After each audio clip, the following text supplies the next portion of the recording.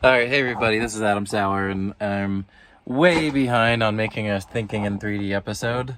So it's like the middle of August right now, and I'm gonna create the one for May, which was several months ago. And we're here out in Canada, eh? And I'm just gonna, as part of this intro, I'm gonna jump in the water and get cold as frick. Oh gosh.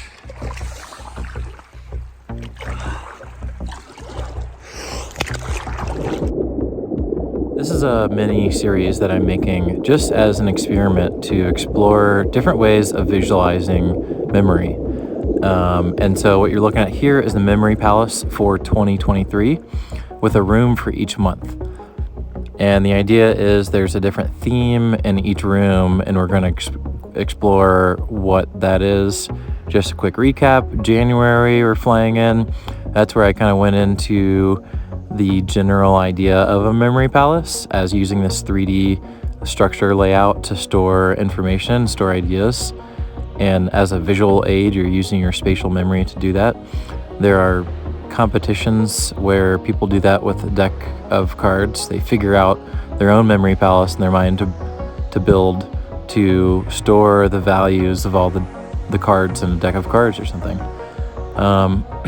Anyways, so that was January, just going through that. February is more on time and how the brain perceives the circadian rhythm and how we can kind of create a visualization for that circadian rhythm and bring in different data that we want to visualize, like heart rate data, or in this case that you're about to fly through is classroom data, temperature, humidity, noise levels throughout like a school year.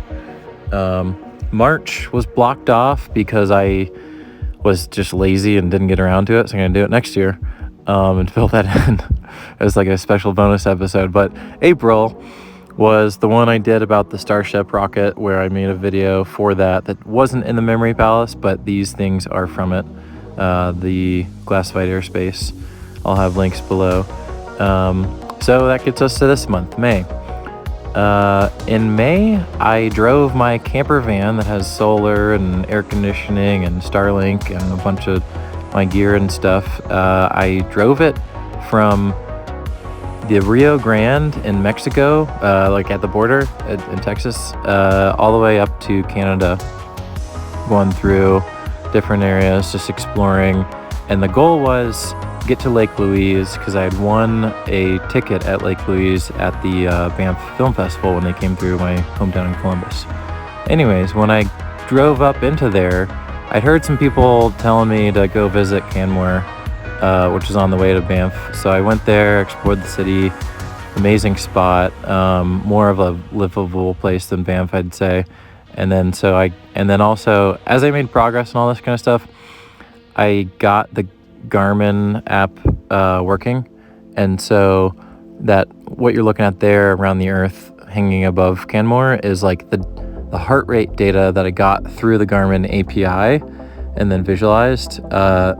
And that was on the data from the day that I kind of like rolled into town. So I'm going to try to get it so I can actually pull every day's data, but that's what I've got for now.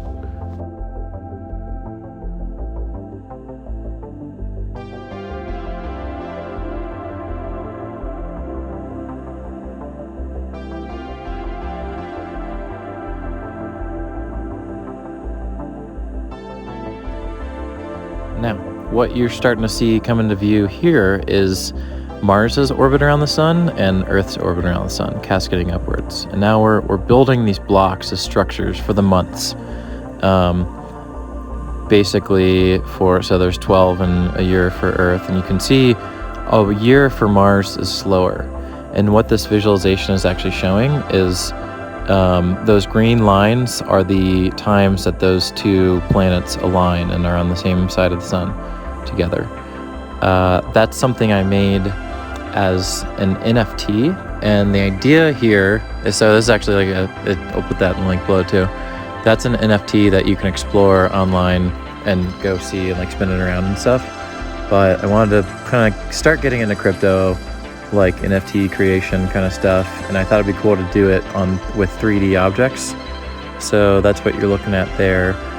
And I wanted to show, keeping with the theme of migrations, what you're seeing with the green lines is kind of like when we start becoming like a multiplanetary species and we start migrating to Mars, there's going to be ideal windows for us to do that. And that's kind of what I'm trying to highlight there, is that like every 26 months roughly is when it will be ideal to do another launch to Mars. So yeah, so that was that episode. Thanks a lot.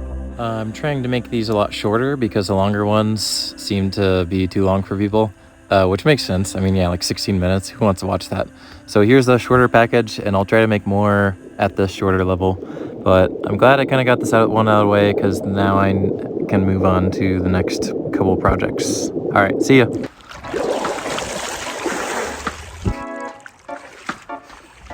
All right, let's go.